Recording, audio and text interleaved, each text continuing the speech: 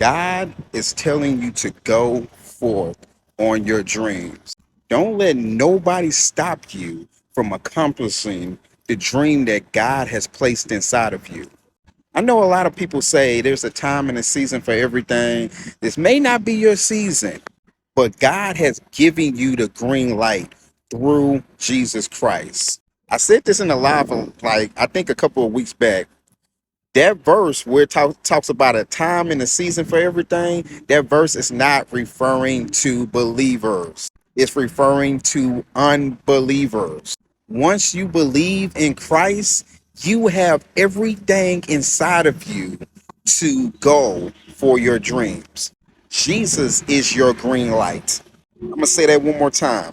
Jesus is your green light.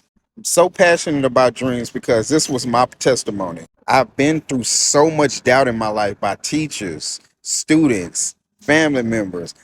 I can't even count how many people doubted me that I was going to be even successful.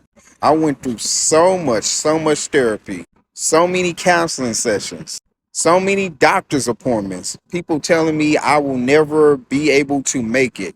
But I'm a prime example that God's grace is abounding in all areas, even in your weakest areas. Had a lot of dreams that I accomplished, but one of the dreams that was hard for me to accomplish was being in a Symphonic Winds concert band. I mean, this band was the top-notch band in the whole country. These people, I'm talking about kids, they traveled around the world just performing.